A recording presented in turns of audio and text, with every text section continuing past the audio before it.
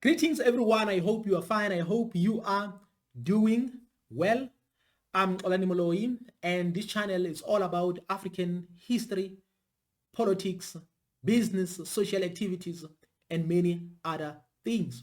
And I would like to appreciate each and every one of you who have subscribed to this channel and those who keep on viewing my videos. Thank you very much. I'm back again with another video, and in this video we are going to talk about King Leopold II. Who is King Leopold II? King Leopold II is one of the most cruelest person to have ever landed here in Africa. There are some few videos that I've already made about King Leopold II working hand in hand with the missionaries. In other words, using the Bible as a political tool or a political weapon to enrich himself.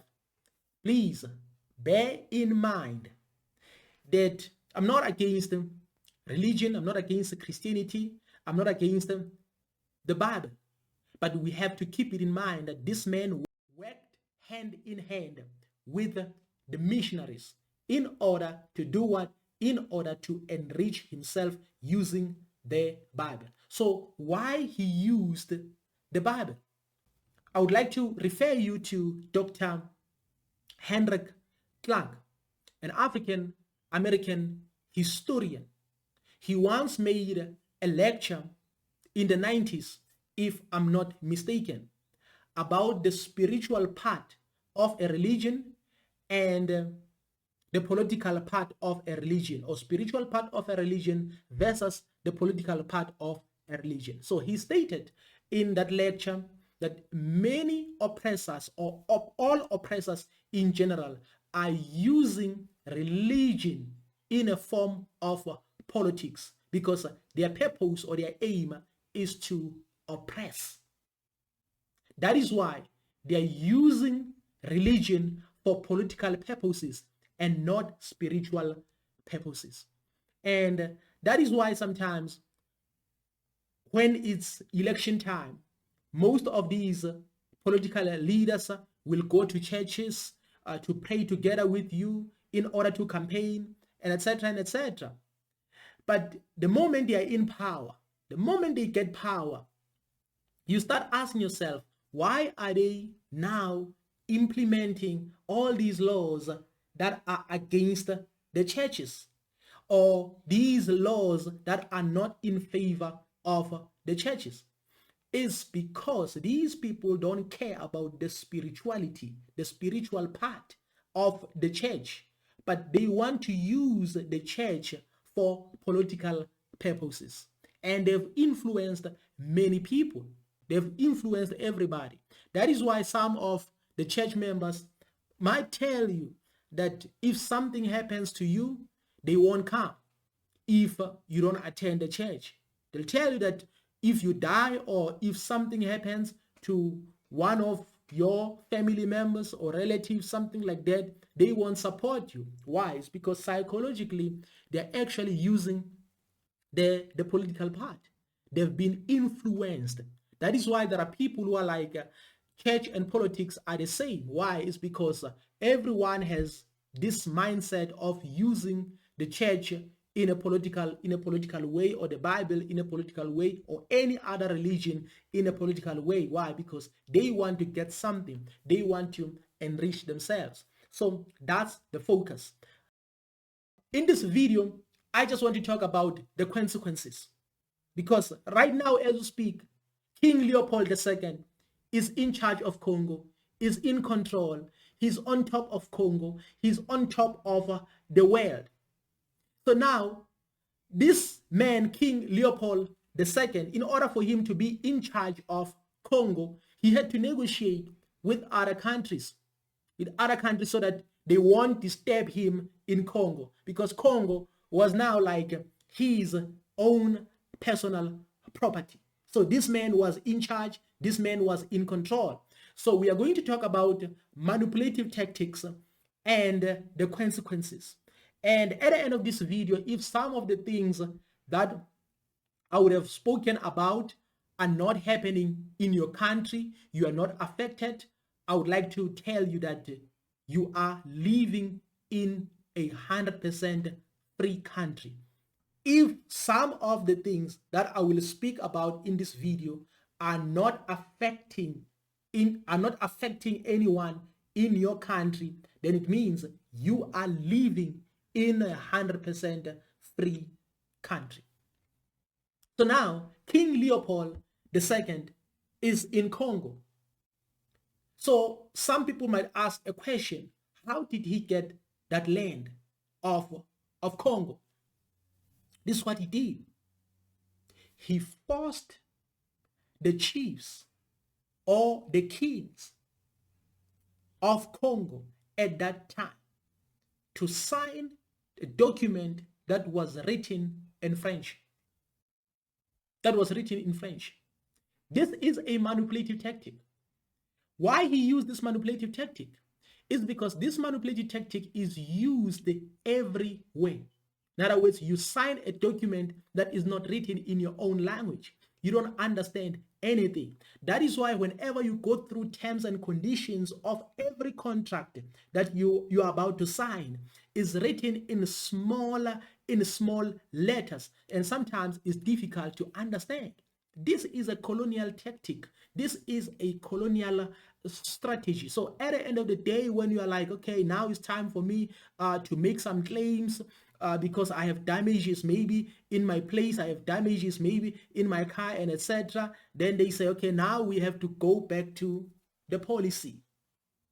Now they have to like read that policy document, and unfortunately, you find out that they won't help you. They won't help you because you didn't understand some of the things, but yet you signed. So this is what King Leopold II did. In other words, he made these chiefs to sign a document that was not written in their own language. So they didn't understand anything. Yes, there are those who sold out, but I just want to talk about those who were manipulated, because now the document was written in a language that they didn't understand. For an example, let's say maybe you speak Tonga, you speak Zulu, you speak Swahili, but now you are forced to sign a document that is written in Spanish, a document that is written in English. In other words, you might be manipulated there and there. So this is what happened. This is the manipulative tactic that is used by colonizers. So if the very same strategy is not happening in your country right now, you are living in 100% free country, and congratulations. After he got that land, this is what he did. He gave that land to private companies. The reason he gave that land to private companies is because he wanted to make money as much as he could. This is what he wanted because his focus was on riches. His focus was on money. But you have to understand that if one person would own, like for an example, 80 hectares, 100 hectares, or 1,000 hectares, then it means most of the people who are living in that area or in that vicinity would have to suffer. That is why many people in Congo ended up being slaves, working under those companies, were forced to work for those companies because now the land had been handed to those companies by King Leopold II, who had used the Congo as his own personal property. Then, as a result, because you have to understand that these things bring poverty. If land will be taken away from you, then you will start suffering. You will start suffering because it's not by mistake that we must have a land. It's not a mistake that every individual needs a land, needs a space to live, a space to work. It's not a mistake at all. But here is the thing. In order to make someone a slave, you have to take everything that they can depend upon. It's a colonial system. That is why in many countries right now, even those countries that are claiming independence right now as we speak, you will find out that there's just 500 hectares, 1,000 hectares that is owned, by one politician. That is owned by one politician, because right now as we speak, Africa is oppressed by black people as well. This is what we need to understand. This is the truth. This is the truth, and this will also be recorded in our history. In other words, if they take land away from you, most definitely you are going to suffer. Then you will have to beg these colonialists. This is what is happening in some of African countries like South Africa and many others. People have to beg.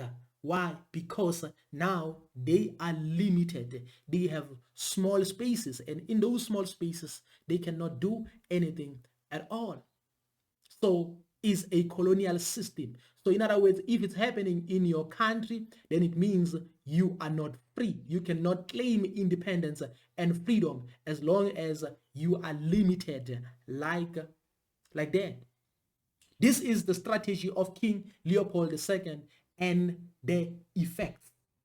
This is where exploitation started. This is when exploitation started. And I would like to correct this. It doesn't mean if you work for someone, you become a slave. But at that time, if you would have to work for the colonizers, then you were supposed to become a slave under colonial rulership. So now, many people were exploited. Many people in Congo were exploited. They had to work as slaves. They had to work for free. They had to work for food. They had to work even for nothing. That is why at the end of his time, the population of Congo was now reduced to 10 million. You have to understand that when King Leopold II took over, the population of Congo was about maybe 20 million. Then it means during his reign, during his rulership, many people were tortured and many people died. Approximately 10 million, because across these industries, people had to work for free. People had to work for nothing. People had to work hard like slaves. So this is what happened. And the other thing that he did, he changed the education system. He changed the education system. In other words, if you are living in a country where the education system is appropriate for the people who are living in that country, 100% appropriate, then it means you are living in a 100% free country. Then he changed the education system. Why he had to change the education system? Because he didn't want the people of Congo to understand economics. Because the economics will make you to understand the importance of the economy that is in your country. In other words, the economy of your country is your resources, tourism, and many other things. So he didn't want them to understand all those things. So he had to change the education system. Here in South Africa, there was once an education system which is Bantu education, but even the current education is also or is still similar to Bantu education. In other words, the colonial education or the education that came as a result of the apartheid system. So in other words, in many countries, the education is controlled. It's a system. It's part of the system. Sometimes you ask yourself, why these leaders can't realize that this education is not benefiting their people. They know that. They know that. It's just that it's a part of a system. In other words, to keep you asleep because they don't want you to wake up. As I've said, that Africa right now is oppressed by black people, working hand in hand with the outsiders. And again, it is something that we need to understand as well. Education is the most important tool, is the most important if you want to oppress someone for generations to come, for generations to come, for a long time. You need to use education. In other words, you have to put that person in a classroom, and you have to, for an example, create books so that those books can be used as a source of knowledge, so that you can tell them that if you can master these books, then we will give you a PhD, then we will give you a master's, then you will be the most intelligent person in the world. Then all these people will now focus on those books. That is why when people tell me that you have to read at least one book a month, one book, I'm asking myself a question. What kind of a book is that one? What kind of a book is that? Because many books are using manipulative strategies or colonial strategies to oppress people. So these are the strategies of King Leopold II and many others. They used the education system because education system is very powerful because it programs you that you cannot think this way. You have to think this way. In other words, you cannot turn to the left, you cannot turn to the right, but instead you have to look forward all the time. That's the education system. And that is why many people are now not interested in history. Many people are not interested in all these things. The moment you come up with something that they don't understand, they start calling you a politician. They start calling you names and etc. and etc. Your own people. Why? It's because you have to understand that the education system is a system that can program people to the fullest. As I come to the end of this video, I would like to say I don't know what you think about African history or world history, because some people are saying we are digging the past. But I just want to say we are not digging the past.